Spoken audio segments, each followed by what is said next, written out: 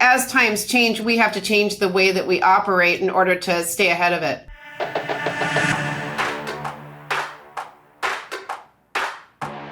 In today's episode, Courtney and I sit down with Jeremy Olson and Kristin Isaacson, the founders of Role Play at the Olson Agency. We talk about the importance of growth mindset, developing a winning culture, communication, the difference between inside sales, outside sales teams, and then service team members, how much they spend in marketing and what that's producing from a production standpoint, and a lot more. It's jam-packed. Make sure you're ready to take notes. With that being said, let's start the show. Welcome to the Insurance Buzz. We are your hosts, Michael and Courtney Weaver, and we have two special guests with us today, Jeremy Olson and Kristin Isaacson. How are you all today? We're great. We are great. Yeah, thanks for having us. We are pumped to have you all. We're very, very excited. We rarely get a pair. This is like, I don't even know. And we have like matching coffee mugs. We have matching spindrifts. We're wearing coordinating outfits. It's like we are like Mighty Morphin Power Rangers. We did. We did, but we didn't. It's the weird thing. So I am so excited to jump into this. I'm gonna start with the heavy question about the $56 million book of business that you guys have in your insurance agency. Now, I know that didn't happen overnight, but I want to talk about really where you're at right now and your management style and how you lead that team. So walk me through what that looks like internally to have a $56 million book of business from a team standpoint. What does your team look like right now? Yeah, no, there's a lot of training, a lot of coaching, a lot of babysitting that goes on with it. We've got a team of, what do we have, 45 at this point? Mm-hmm. And, this is something that we've built. Kristin's been on the team for now 8-9 years. I started out scratch 26 years. Actually, my anniversary is this week, 26 years. Oh, holy smokes. Congrats. Oh, thank you. But it's just been something that every year I just lead with, gotta grow, gotta grow, gotta grow. And so it's just a culmination of 26 years of getting a little bit bigger each year. Kristin could probably really address the management style that we have on our team, because that is her role as the team coach, general manager. Yeah, we've grown it to a team of 45. So right now the structure of our team is, Jeremy is the big kahuna. Did I just go like this? I mean, you did. Kahuna. Because that kind of seemed kind of weird.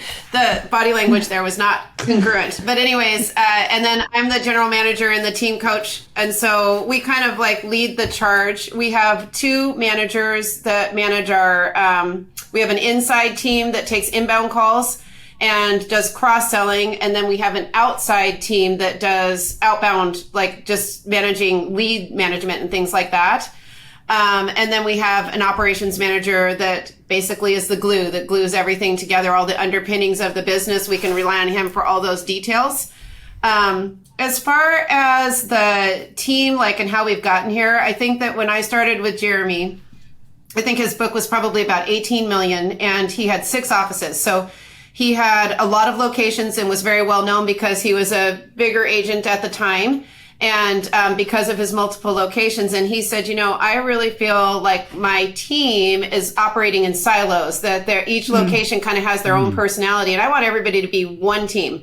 So that was one of his dreams. And then the other thing is he wanted people to see his agency as the Nordstrom of insurance. So just like top class A players, and being, he had this kind of number one image in his mind, and kind of weird. We are number one in the country. So, I mean, that vision did kind of play out. But I think the one team aspect of, having all of these people in different locations, we have 17 remote team workers. We have how many offices now? 5? 5 offices, one all the way across the state. Having virtual communication and the way that we communicate, I think that's the biggest thing of keeping this team together and keeping the engine running, and then creating lots of different systems and processes to hold people accountable and to let them know how they can, what is expected of them, but also having the resources that they need to be successful. Yeah, I love that you bring that up because it really is, what's the expectation? How do you win? And do you have the tools to win? And if not, let's put those tools in place. And I'd like to dive in because in talking with you all, I thought it was fascinating. So with a $56 million book, 45 team members, you have 6 just service people and all the rest are either on your inside sales or outside sales team. So I would like to know, so when you consider someone inside sales, what does that role look like compared to the outside sales? Yeah, no, and I would say that really is our thing that we bring to people when we're teaching them. Whenever I'm talking to an agency owner, that's like the number one thing. Separate your sales team. It will do amazing things. This is something that we came up with probably about 5 years ago when we were meeting with our own business coach. So for so many years, we've heard that term specialization thrown out there, right? Go specialize your agency. Have service people, have sales people. Don't let the sales people take your phone calls because that's just a waste of time. Let your service people do that. And we are completely opposite of that. Our 6 service people, they really don't talk to customers on a daily basis. They're doing that behind the scenes type stuff, which is very different. But in my opinion, somebody that's in service, they've kind of said, hey, I don't want to be in sales. So why we would ever want them to be on the front lines as the one picking up the phone calls has never made a lot of sense to me. So our inside team, we have about 50% on the inside team, 50% on the outside team. The insider is a person, their day-to-day job is to pick up phone calls. So our magic number is 15 phone calls a day. We don't like them to take any more than that. They're taking payments. I need to add a car. Why did my rates go up? I'm having a tough time with my claim. I need to file a claim. Just any and all service calls they're taking. They're on the front lines. Their job is to transition those into reviews. We have a very specific process that we follow, but we literally never just do a transaction and move on, even if it's just a payment that they call every month for. They try to extend every call to at least 20 minutes or so and do full reviews. Our stats say that for every 100 calls that come into my agency, we sell 21 of them a new line of insurance. So you think about that. If you're a typical insurance agency taking 20 or 30 calls a day, you literally have 75 or 100 sales right there that is totally free for you if you think of those calls like that as not just a transaction or an order, as a way to actually pivot into selling them an additional line. Mm-hmm. Our outside team, I'll let you share what they do. Yeah, so our outside team, and this was the thing, is we were kind of a little bit worried about getting into leads because Jeremy always liked the quality of business that we had just servicing the inside or the inbound calls and our customers. And he built his business off of relationships, strategic partnerships. But then as he grew and he wasn't as much in the business, that's a certain skill set that everybody doesn't have. So some of that relationship building and, like bringing that kind of business in was not as, I don't think that a lot of the team members were as adept at it as Jeremy was, and he was leading the business in a different way. So we started this outbound sales, and it's leads. And so we started buying leads, and we had to create a whole process just for that kind of interaction, which is different than the inbound. Part of the process explaining the coverage is the same. What we wanted was quality. We wanted to have quality conversations, and we knew that not every lead was going to be a quality prospect.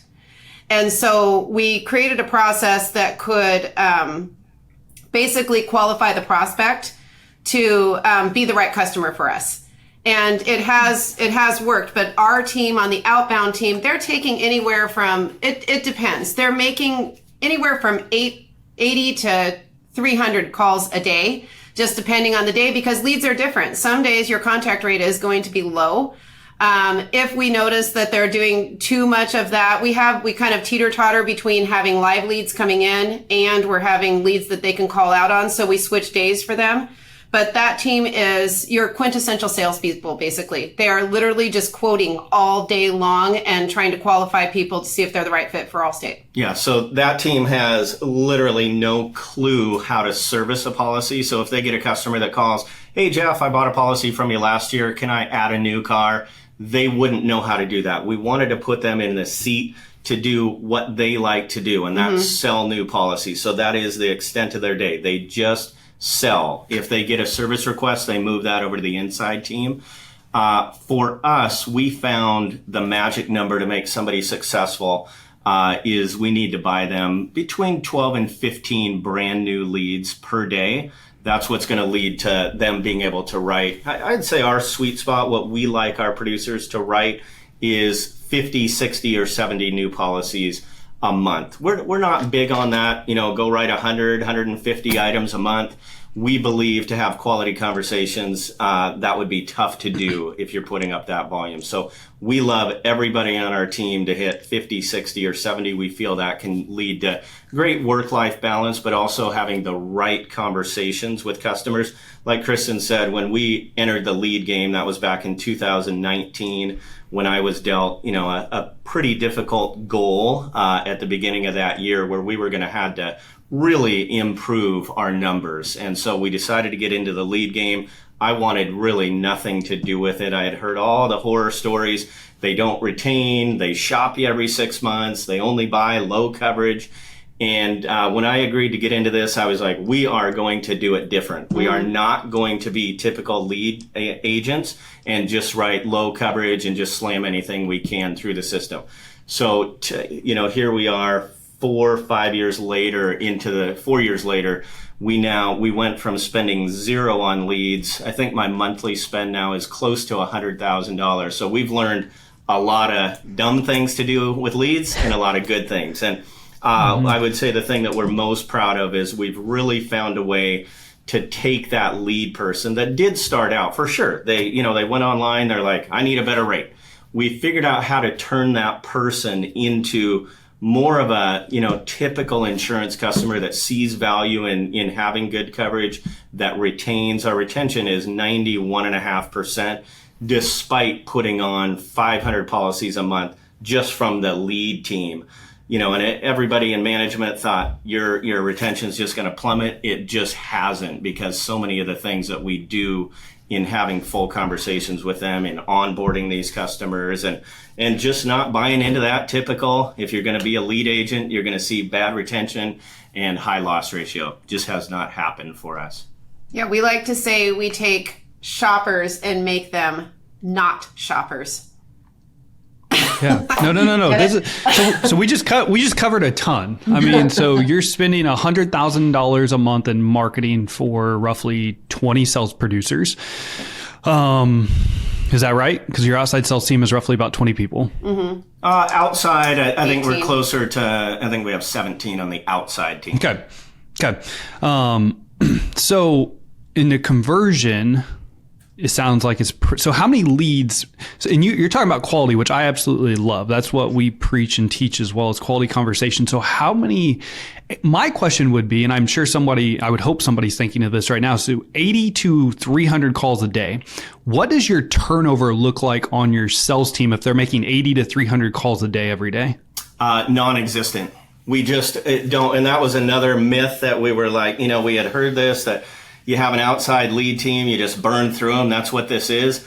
We have people that are on our outside team that have been with us from literally day one. Mm-hmm. We do a couple of things for that. First of all, we really keep a good pulse on where our team is.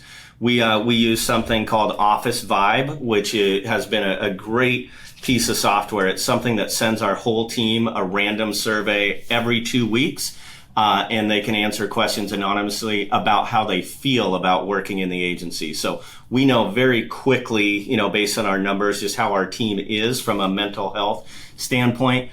We do a ton of interaction with our team. We have meetings every single day on Zoom for at least 30 minutes and just talk to them. We do a lot of one-on-ones. Mm-hmm. We spend a lot of time working on the mental side of the business. Our remote team, we fly out all the time. We have an office 300 miles away that has 12 people on the outside team. We travel there all the time.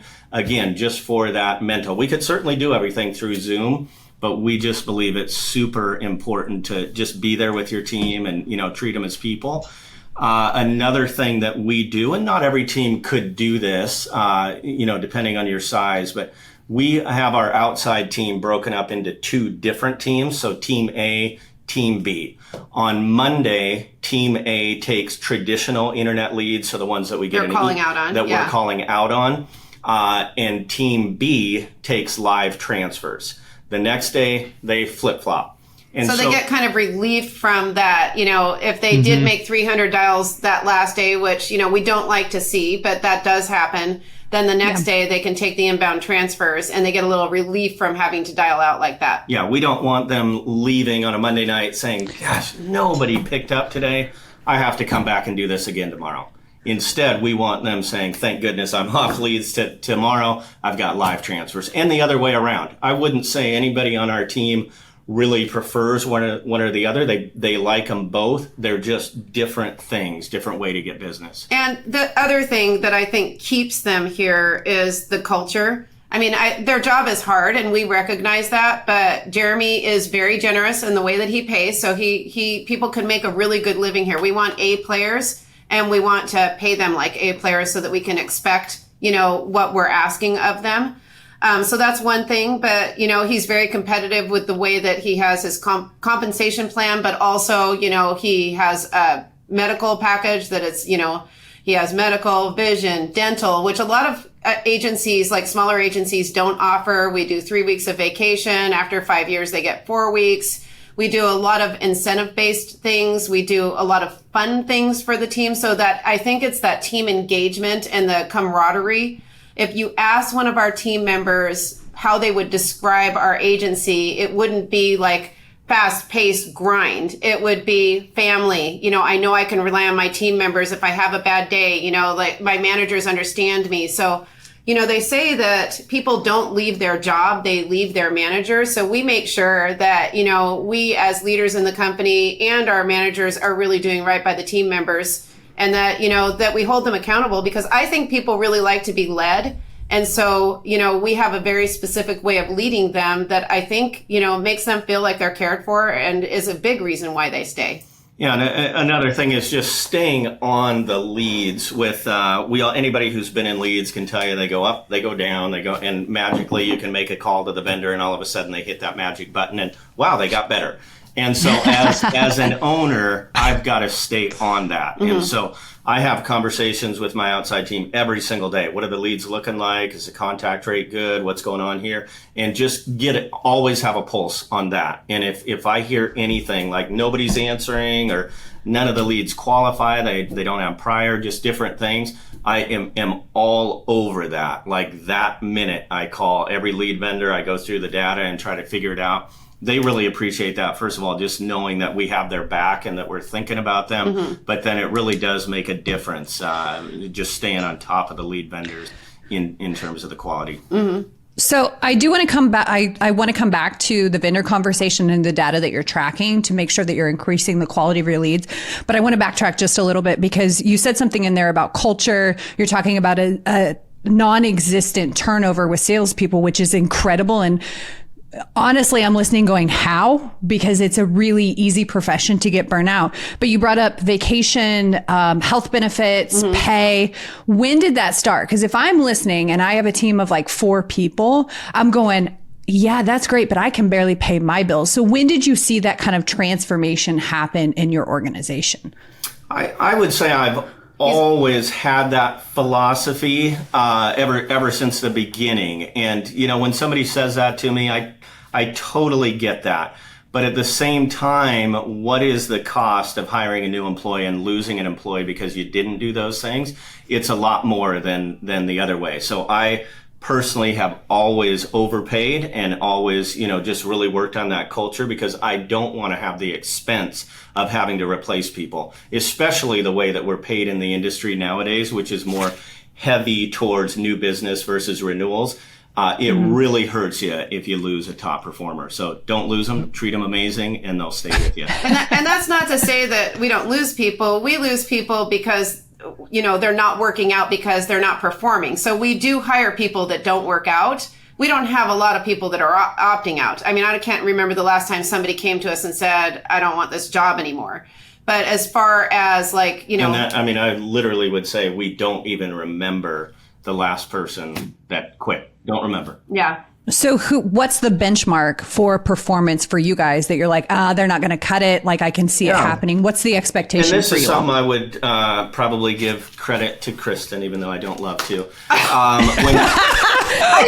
just said you were the big kahuna. I know, she did it. She did that hand motion. She adjusted it. But no, when Kristin came on board, I met her about 10 years ago when she was teaching Dale Carnegie, and just fell in love with that people side of the business, how to talk to people and role play and all that stuff. And so that's when I offered Kristin the job as team coach. When she came in, she was like, what's your accountability and team structure? And I was like, I don't know. I just go around and tell people to sell more insurance. Isn't that good? And he would say, can I just add to this? He would go, I'm not a real big structure guy. I even remember asking for, he offered me a job and I'm like, and I was married at the time and my ex-husband was very anal about money. And he was like, you need to get that in an offer letter. So I wrote him back and I just said, is there any way that you can send me an email and an offer letter? And he goes, usually it's just everybody takes my word. I'm not a big structure guy. But then he worked something up that was not his way. That was the way that he kind of ran and is. Okay, I always tell him, don't take a time management class from Jeremy. He's like an anomaly.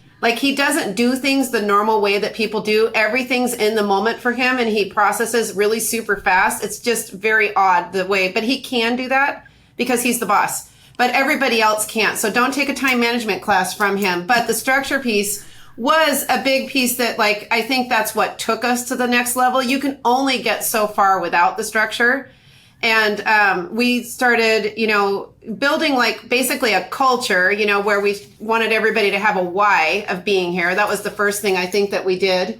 And then we started, I remember it all kind of happened all at once, but I started listening to calls and I was like, oh my gosh, this is the way you want to be represented, because everybody was all over the map in the way that they were talking. And I think traditionally most people that are trained in insurance, they go through corporate training and they get put on the phones and then sink or swim.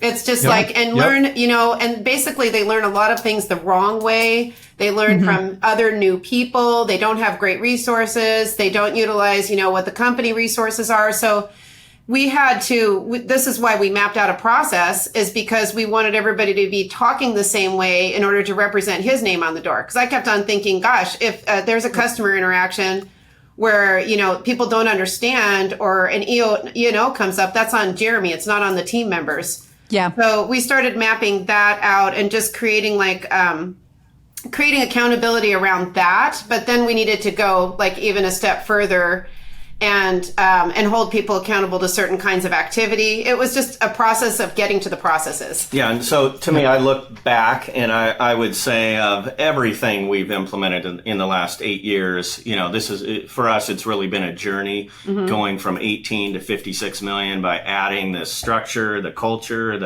and I was, always successful. I always made every trip, but it wasn't at this level that we've taken it to. To me, 2 words I would say that are the biggest reason why my producers now are successful is daily accountability. Every agent I talk to, when we ask them about accountability, it really is, and I'm guilty of it too, I would just go around and say, sell more, do more quotes, talk to more people. Be like this guy over here. Yeah. I would do a lot of comparisons. People like to know what they need to do right now, not just, hey, sell 40 things by the end of the month. That doesn't mean a lot to people versus when you break it down daily. So we have a daily activity pyramid that they have to hit every single day. In fact, it's in our comp plan. If you don't hit that every day, you take a big haircut on your commission and your base. The pyramid's super simple. So it starts at the top. On a daily basis, we like everybody to make at least 2 sales. We understand that's not going to happen every day. So the next thing that's going to lead to sales is quotes, right? How many quotes you do each day. For us, we expect at least 8 quotes on a daily basis. We also understand you might be busy making sales. The phones might not be busy that day. Some days that won't happen. So then how do you control quotes for tomorrow? That's the next part in the pyramid, which is talk time. We expect at least 3 hours of talk time. And we used to do number of dials. We used to talk about that, but we moved over to talk time. It's made a big difference. If somebody can make 300 dials and have 20 minutes of talk time, they're not going to make any sales. 3 hours every single day, they'll be successful. So to get a yes on the pyramid, you need one. You need one of those 3 things. We're confident if you hit one of those 3 things, again, we'd love it to be sales every day, but that's not always going to happen. But if you hit one of the 3 every day of the month, it would be very difficult to not be successful. Yep. And they just report it into we have a little team website that they'll just report. So one of our core values is being self-driven. And so that really helps them. Like, we can't be micromanagers, but we can help them be self-driven and set the expectations of what that takes. So that's something that's been really powerful, helping with that accountability piece, and adding it to our comp plan made a huge difference too. All they need is a yes. So it doesn't mean that they have to have sales every single day. They just need a yes in one of those 3 categories, because they can control their activity. So I was going to go to that. So out of the 3, so the 2 sales, the 8 quotes, or the 3 hours of talk time, which do they hit most consistently? Talk time. I mean, it depends on the team. I would say on the inside team, they're hitting talk time. Both sides. Talk time is the thing that they know they can control. So if they haven't had their quotes, they know they can continue to talk. The talk time is really designed not to talk about like people's dogs and cats and, all of their things that don't have anything to do with insurance. It has to do with like really having full insurance conversations. And that's what, we have a process that takes them from the very beginning of the call to the very end of the call. We want them using that process. And that's really why we put the talk time in there, is so that they knew that that's what we expected. Like, for example, on the inside book, Jeremy doesn't want them taking 30 to 50 calls a day and just doing customer service and transactional, just answering a question, taking a payment, and letting them off the phone.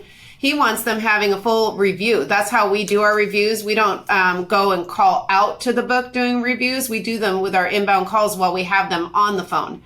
And so that's, the process really helps them do that. We've got all the scripting and the path forward with that.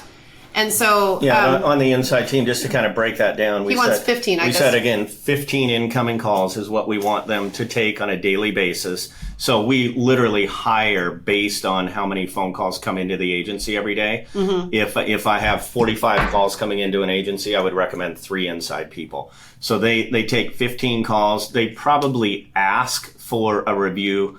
I'd say 12 times out of the 15, there are going to be 3 that are on the side of the road. They had a claim, or maybe they're a frequent caller. Yeah. They call every other day to make a payment. So we're not going to ask those every time. So they ask 12, and I would say 8 to 9 full reviews is what they do that is their day, and they sell 3 things out of those 8 or 9 reviews. So I was thinking that the inside sales team were setters and the outside sales team were closers, but that's not it at all, because if the inside sales, so they're actually doing the review on the phone, in the moment they're doing a full. So do you guys do reviews in person, or are you guys just strictly on the phone reviews? They do them on the phone. They literally take a payment, they take the upset customer, whatever, they solve for that. And they have amazing conversations with them. We talk about, everybody talks about rapport. We go above and beyond on rapport. We really try to wow them. We have a requirement on the inside team. They have to point out at least one thing positive about their policy, their portfolio, their tenure, something, just to get them in a good mood. Like, hey, Michael, one thing before we even take the payment, I noticed you've been a customer of ours since 2001. Man, thank you so much. So we just get them in a good mood. Then we process the payment or answer whatever service question they have. And then we just simply say, hey, Michael, while I have you on the phone, one of the things we always love to do is just take a quick look, make sure you're taking advantage of all of your discounts and that you have the right coverage. And you're into a review. 80% of people will say yes. A lot of times we get agents that will call us, hey, nobody wants a review. Let's see how you're asking for that review. If you say, hey, would you like a review right now? Do you want to go through your... Nope. So that's why we say, hey, well, I have you on the phone, just super casual, and we add that discounts. Always just want to make sure you're taking advantage of the discounts and that you have the right coverage. If they say no, which I always tease my team, I promise you I could take 10 calls this afternoon and I would do 10 reviews. If you really wow them up front, they will stay on the phone with you. But there is going to be that occasional one that says, I'm busy, I don't have time. That's when you've got to be really good at your craft and have been looking at their portfolio, their policies, so that you can throw something out there that will get them to want to stay on the phone. So if you said, no, I don't have time, I'm good. Yeah, no problem. Hey, one of the reasons why I asked right off the bat, I noticed if you literally just added the paperless discount, it'd save you $100 a year. And because I've been looking at their screen, at that point, they're going to say, oh, if he's got more of that, okay, I'll stay on for the review. And so we just push for as many of those, 10 or so asks of reviews. How many of those can we get to say yes? And I would say we are 80 to 90% because of the positive up front, the rapport and all that stuff, and then this second piece at the end. And people are interested. I mean, especially these days, insurance is a lot of money. They're interested in knowing what they have. So usually they do say yes. It's not a hard ask. If for some reason they don't have time, it's easy to set an appointment on one like that too. Yeah, to me, it's so predictable. Again, if you're in an agency that takes 50 phone calls, 21% of 50 is 10. You have 10 sales right there times 22 days. You have 200 sales a month that are free for you without having to buy a single lead. If you just look at these service interactions as the opportunity that they are, instead of, let me have my service people answer those calls, even though they've said, I don't like sales. Let me have them answer the calls, and then I'll see if I can find some opportunities and move them over to the salespeople. We cut the service person out. They are amazing at what they do, but they're not salespeople. So I want my salespeople talking from word number one to our customers calling in. Yep. Okay. This is great. So I have two questions. So you said you do 500 policies a month, or is that just your outside sales team? That's just the outside team. We're closer to 1,000, and it's perfect. 500 is what I would say. Okay. That's great. And then, so my question for you is with the current rate environment, if you're not meeting with your customers, are you starting to see an uptick in your lapse can? No, we have not yet. We took 30% on homes in March, and we took 20% on auto in June, and likely have more coming. We're very intentional about. It's a hard environment right now. It's everyone's taking it. Yeah. We do a number of different things. I would say 3 things are super important to help our retention. Number 1, we work the cancellation audit every single day. We have a whole process on that. It's a 5-touch process with 2 emails, 3 phone calls that they get before they're going to run out. That has made a huge difference. I bought an agency back in 2020 who had a 95% retention rate. And I asked him, well, what do you do for this? He shared it with me. Okay, I don't need to reinvent anything. I'm just going to copy that. And it's been incredible. Mm-hmm. To give you an idea, before I bought his agency, on a daily basis, when I look at my report, we would have about 300 or so that were, pending cancellation because of late pay. That number dropped by 100, within 2 weeks, because of the number of touches that we're having with these people. So that'd be number 1. That's great. Number 2 is how we're onboarding customers. First of all, on the outside team, we're not transactional, and, this is a lead. I'm just going to match what they have. We have full conversations every single time. We also have a person, we call her the cleanup artist, is her role, that she calls everybody that came into my book of business from a lead, because we know for sure they start out differently. Again, they start out it's all about price. We've done a good job with the salesperson of getting them out of that mindset, but we want to take it a step further. So Eileen on my team calls them about 10 days after they bind with us, welcomes them to the agency, takes a second pass at any coverages. Hey, one thing, I'm sure Jeff totally talked to you about it, but one thing I noticed is that your liability limits maybe aren't as high as you would want them since you do own your home. Did he talk to you about that? Just takes a second pass at it. And then also she just calls it out. She says, hey, Courtney, it looks like you came to us. You went online one morning and were shopping for a better insurance rate. One thing we find with people that do that, a lot of times they think, hey, I've got to just shop carrier to carrier to carrier every 6 months and move for the best rate. And we just love to have a conversation about that, because that actually is not always going to be in your best interest. And then she highlights some of the things about the agency and our carrier. So that's the second piece, is the onboarding. And the third piece is working your renewals when there are rate increases. That can be argued both ways, and I've done both ways. Do you reach out to them and tell them, because then you're going to wake them up and they're going to call you and cancel anyway, or do you just leave well enough alone? I do not think either in my experience, have made a bigger difference than the other. I've done it both ways. The retention has been about the same. So I think in the past, I would have just let well enough, just would have left it alone, not done anything on it. But I think with this significant of a rate increase in this environment, we owe it to our customers to at least reach out to them and offer a review. So we do something very intentional. Every single Tuesday, I come in and I send an email from my own email box to every customer that renewed with at least a 15% or greater increase. And I have a video attached to it that I made that just said, hey, Michael, I just wanted to reach out to you today. It looks like your policy is coming up for renewal. First thing, I just wanted to say thank you so much for having your business with us.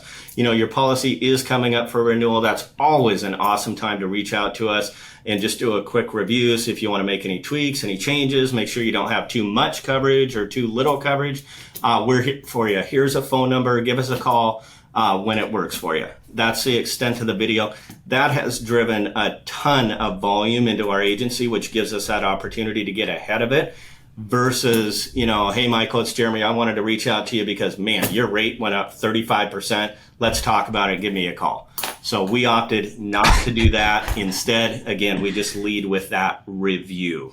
And I think the thing is that times are changing, or they have changed recently, and we didn't used to do that, but we've not seen rate increases like this ever since I've been here. And Jeremy said ever since he's been here too. So I think that this, as times change, we have to change the way that we operate in order to stay ahead of it. Yeah. One of the things, we were just doing a show on rate increases a couple of weeks ago, and we were talking about, yes, our rates are going up more than they've ever gone up in the history of insurance, probably. But one thing we really have going for us is everything is going up. So unlike any other time in history. Yep. So people are used to it. A lot of times they'll take that explanation and they'll be good with it. Yeah, totally understand inflation. Parts are going up, labor's going up. Totally understand. We're good. They just want the answer. But I always tell my team, if this would have happened, if we would have rolled out a 20% auto rate and a 30% home rate 5 years ago, we would have had people literally lined up at our door ready to scream at us and find out exactly why to the penny. It's not, yes, we're being hit with, higher call volume. We've gone up about 25% in our call volume ever since we took rates, which we love. My team embraces that. They're like, more calls equals more reviews. So we like it as a way to drive call volume to us. But again, we've got to look back and say we're pretty lucky it's happening at this time in history versus 5 years ago, because it would have been a lot more difficult. So I put a pin in a conversation that I'm going to unpin now and bring it back. So we were just talking about cancellations, retention, turning essentially service into sales. But let's go back to marketing. So you were talking about having conversations with vendors, like your lead companies, and you're looking at certain data. What data are you looking at that makes a lead good or bad? That you're like, ooh, I need to have a conversation, or I need to drop this lead provider. Yeah. I'd say a number of different things. We prefer on our leads that it's, just search traffic. So rather than people just going online and saying, hey, I can win a new toaster if I just get an insurance quote, a lot of times they're not going to be your best leads. So we want people that have high intent and truly want a lead. I would rather buy the, higher filtered type business rather than the $2 or $3 lead. We like the more expensive ones that are better filtered. I'd say that would be number one. Contact rate. I mean, we're looking at the contact rate all the time. So if I am seeing, I don't mind if I see a team member that's did 250 or 300 calls. But if I see that repetitively, or I see it across the board where a lot of people are making that many calls, then that's a contact rate issue. It is interesting that lead companies, for some reason, they're not contacting us when they're maybe making some little filter changes or changing things.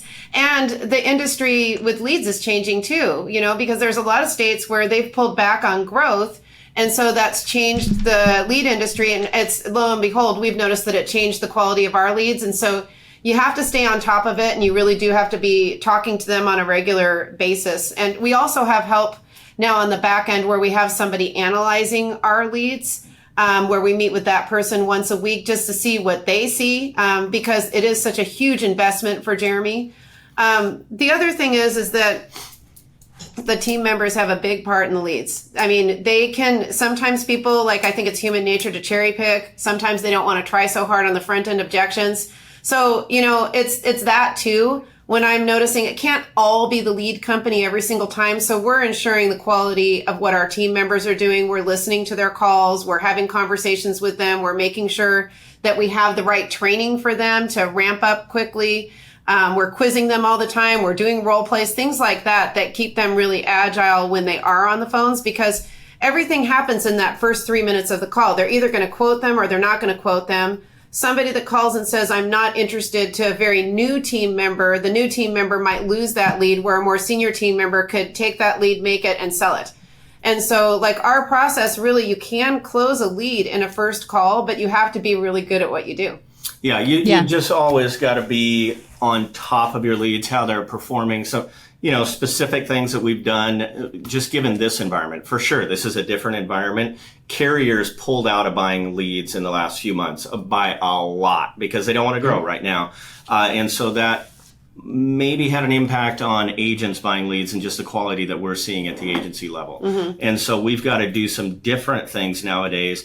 We pay a company called Lead Swami that will analyze it every single week. We get on a phone call with them and they show us charts, graphs, what zip codes are performing. We pull things out. We also play around with our cadence on calling. If I feel that my outside team is just mentally struggling right now, they're not seeing the connect rate that they were in the past, a specific thing that I'll do, I'll pull out. Normally we call up to 90 days. If I see that my team is down, I'll say, let's dial that back to 45 or 30 days and flood the system with new leads. That way, just the quality in there and the freshness of the leads is going to change overnight. Is that an expense? Absolutely. But again, that's a lot better than losing people because they become burned out on dialing those leads. We have all the stats that say the earlier a lead is, the better they're going to, connect with you. So just to summarize with leads, you have to actually be they're managing your team. You have to, because that's they've got to actually help you manage your investment. So we want those leads to monetize for Jeremy. But at the same time, our team members, that's why I said, not all team members make it, because you have to be really good at sales in order to make the most out of those opportunities. And then on the back end, the lead companies, you have to stay on top of them all the time. We're constantly talking to our outside team manager. We have a guy in our agency that is in charge of making sure that all the leads are running in the system. He's the system guy, our operations manager.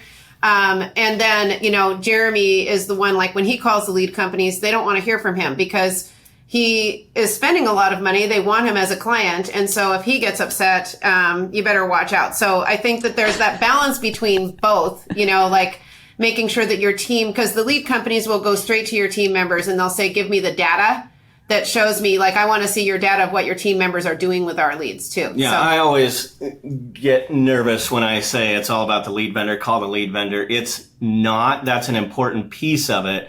But we also have a saying on my team, a lead is a lead.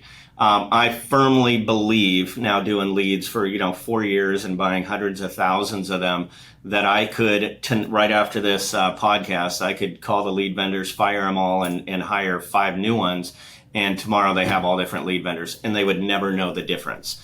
It's all their mental. So whenever I hear an agent say, oh, my guy said those leads are terrible, nobody picks up. Look deeper. It probably is their conversation. On our lead team, we know the stats. Out of 10 leads, even though this is a person that I wrote a check to pay, I paid $10, $15 for the right to talk to them about insurance. It's really weird, but they don't all want to talk about insurance. So we know that out of 10 leads, 8 give us some sort of pushback. I thought you were just going to send it to me in an email. I thought a number was just going to pop up. Oh my gosh, you're the 5th guy to call me. No thanks, not interested. 8 out of 10 will do that. That's just the lead game. That's what we have to get used to. My team, because we spend so much time role playing it and focusing on that first 30 seconds, 90 seconds of the phone conversation, of those 8 that said nope, they probably still quote 6 of them. And then of those 6, there's probably anywhere from 1 to 3 that are really good prospects. So if you think about, I always tell my team, like, if you get 2 really good, like, viable leads a day, like they're viable where you can follow up and you think you can close them, like that's 2 times 5, that's 10 a week that are viable. And then if you do 4 weeks out of the month, let's say 40, that is a lot of people to follow up with. So don't despair. Like, that's actually really good if you get 1 to 3 that are really viable. So I think that's where people kind of get discouraged sometimes. They're like, I'm talking to people all day long, but I only have 2 good people to follow up with. That's good. That's actually good. All I can think about right now is, I'm sorry, my brain went off on a tangent, Glengarry, Glen Ross, where it's like the leads, the minute you're like, the leads they're not bad, all I can think of is the leads don't suck. You suck. Oh my God. Well, you know what the thing is that it's just like, it is like, if your mind thinks, like I've had people come to me, like my top salesperson, she came to me one time and she said, Kristin, I just need to talk to you because everybody's buying on price. And then I'm like, oh my gosh, well, tell me what's going on. She goes, well, I'm making everybody buy on price. I know I'm making them buy on price. I just need you to help me fix it. Because sometimes we get in our own heads. And that's what I'm kind of like the team psychologist too. Like I'll be like, okay, let's unwind why everybody's buying on price from you. And then if we listen to, how they're talking on their calls, I can target exactly what they're doing. And then you can just switch a few things around and you're off and running again. But I think that's the thing. If you think it's bad, it's bad. If you think it's good, it's good. If you think it's all about price, it's all about price. Whatever you think is.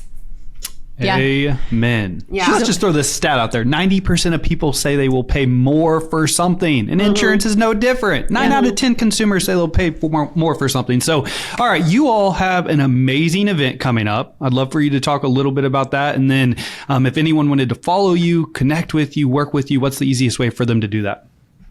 Yeah, we have our first ever, it's the RPOA Live Virtual Summit. And so we are super excited about it. It's something very different, very cutting edge in the insurance industry. We're going through Zoom events, and we're doing an event kind of like it's as close to a live event, except for you don't have to pack your suitcases, pay for your team members to be at hotels, pay for the time away from the agency and all that. It's a 5-hour event on September 27th. And you get to basically choose your adventure. So we have, workshops running concurrently every hour that you can choose which one speaks to you. And then all of the recordings will also be available, housed on Zoom events. It's not going to be on our platform, but it will be on Zoom events for as long as you have it. It's one price for the whole team.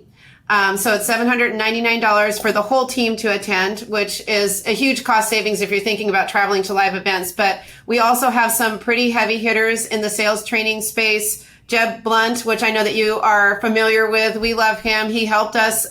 He doesn't know that he helped us so much when we started doing leads, but we read his book, Fanatical Prospecting. And I always said to Jeremy, man, if we could get him on, that would be so awesome.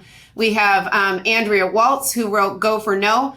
And she's going to be speaking to team members. We have a guy named Dean Mannix who's going to be talking about sales training. We have our own business coach who's going to be talking about how to transform your agency and, where to start, basically. We have a lot of our team members doing workshops. So there's a lot to choose from. It's super exciting that we're doing this. And I think that, the biggest outcome is for people would be that they can start that, bringing the team together and creating a message of what they want to establish in their own agency. When we were talking about like the power of like consistency and building culture, I feel like people will get that out of coming to an event like this. It will be an event that will be changing their minds for the future of their own agency. Yeah, we have some sessions designed just for owners. So we have a top State Farm, Farmers, Allstate, and independent agent leading their own sessions. You can watch all of them for sure. You'll pick something up. Then we have some designed specifically for producers. So we walk through how to turn service calls into sales. We have a whole hour on that. Life insurance. We have one of my producers front-end coming on, objections. front-end objections. We have a really fun one I'm most excited about for owners. We have two of my producers coming on to talk about why I would stay on your team and why I would be motivated to remain on your team. So for a full hour, they're going to give just some great tidbits and tips on why they love working here. Because to me, that's the biggest piece is that culture. Well, who better to hear from than an actual producer that's living it? Yeah. Absolutely. Well, thank you all so much for your time today. This was an absolute blast. For all of those of you listening, thank you so much for your time. As always, time is the most valuable and important asset that we all have. So appreciate you all spending time with us today. Jeremy and Kristin, thank you so much for your time as well. Thank you for having us.